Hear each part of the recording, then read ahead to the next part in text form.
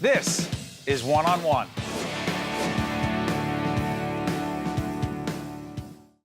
We now welcome Patty Sly, who is the President and Chief Executive Officer of an absolutely terrific organization making a difference in the lives of so many people who need help, the Jersey Battered Women's Service. Good to see you, Patty. Thank you for having me. Describe your organization. We are a domestic violence agency that serves victims and their families who are facing domestic violence and trying to establish safety and have permanent self-sufficiency. How pervasive is the problem of domestic violence today in 2017 as we tape this program? 1 in 3 women in their lifetime will be a victim of abuse, and there are also men who are victims as well. And it is, when you think in terms of prevalence related to breast cancer, it's twice as common. Why? It's underreported, it's misunderstood, it's hidden in many people's eyes, and there is an unwarranted but pervasive shame associated with coming forward and seeking services. Some of the most common, I use the term, misconceptions about domestic violence include? That it only happens to poor people, or it only happens in cities, or only certain ethnicities or religions or uneducated people. It is an equal opportunity problem. It's in every community. How'd you get into this? I was working in a hospital and was partnering with Jersey Battered Women's Service on identifying victims who were hospitalized. I became a volunteer on the finance committee at JBWS, and then the executive director left, and the rest is history. You know, Patty, I say this all the time, but we got into this so many years ago in order to provide important, valuable public information. And so in that spirit, the website is up right now, but there's also a 24-hour hotline. We don't tell the location of where your offices are, but what can we tell people right now watching who either are experiencing domestic violence and are looking for help, or you potentially, and this is a more complicated piece on some level maybe, is if you know of someone, what do they do right now? So they can call the hotline for sure, 24 hours. There's a trained counselor on the other end who can talk them through the problem, help them either address their own problem or know effectively how to support somebody who they think is being victimized.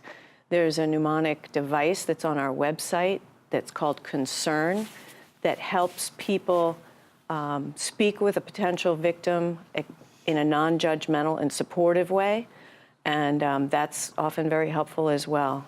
We're looking at some material, we're looking at the Concern piece right there.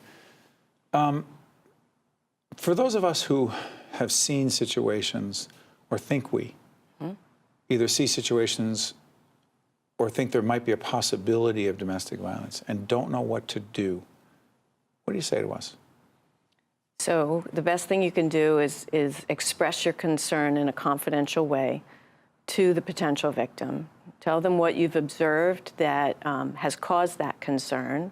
Do it in a non-judgmental way. What does that mean, non-judgmental? There's a lot of victim blaming that goes on.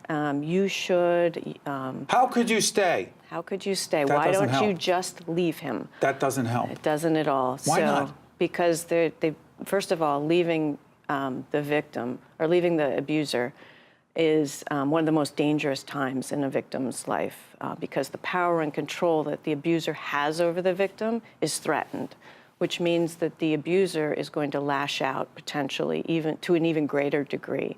And the victims know this. So leaving is never as easy as it sounds. And then there are financial dependencies, family dependencies. Very often the abuser has found ways to isolate the victim from their friends and family, so their supportive network may not be intact as it may have once been. They may not be aware that there are services available in every county. And they can access those through our website or through the national hotline. The other thing I'm curious about is for the women who come to you or your organization to get help, what are they looking for other than immediate protection and safety? They're looking for affirmation. They've been told over and over it's happening because it's their fault, or it's really not happening and it's not wrong or it's not abusive. And by the way, sorry for interrupting, abuse is not just the physical part of it. Can you talk about some of the other pieces or aspects of abuse? Emotional, sexual, financial abuse. What's financial abuse? Somebody may be making a very healthy income and their paycheck's going right into the abuser's checking account.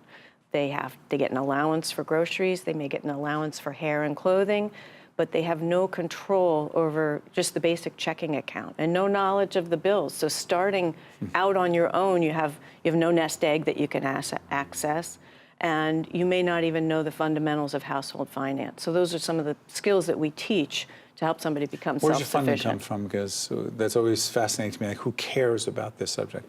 A little less than 40% comes from a whole variety of government sources. The rest is private. It's companies, it's foundations, and it's individuals.